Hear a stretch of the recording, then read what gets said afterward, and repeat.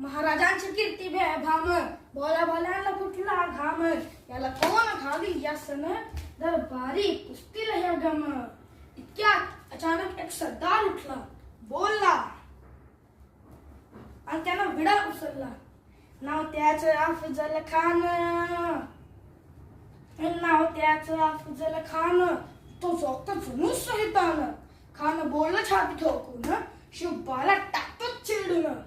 खान निघाला मोठ्या गुरमीत, त्याचं घोडदळ पायदळ, फौज फाडलंय बक्कळ. अंगिदा हत्तीचं बळ, पाहणारा कापी छळछळ,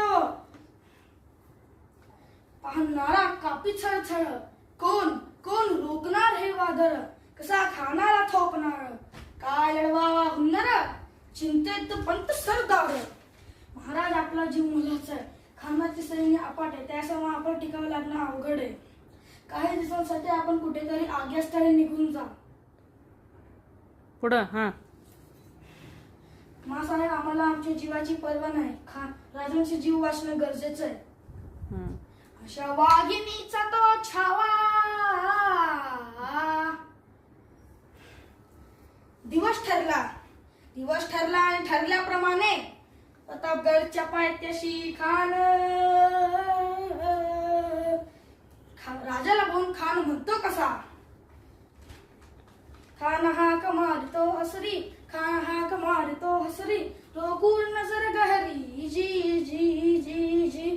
खानानं राजाला आलिंगन दिलं आणि दगा केला. खानदा अभिमान मान्याला, खानदा अभिमान मान्याला, खानदा अभिमान मान्याला. कट्याडीचा वार त्यानं केला, कट्याडीचा वार त्यानं केला. चिलखतावत अंगाला, चिलखतावत अंगाला. खानाचा वार फुका गेला, खान येडपडला. इतक्यात महाराजांनी पिसवा ढकलला, पोटात पिसवा ढकललेला, पोटात पिसवा ढकललेला. वाघनक्यांचा मार त्यानं केला, वाघनक्यांचा मार त्यानं केला.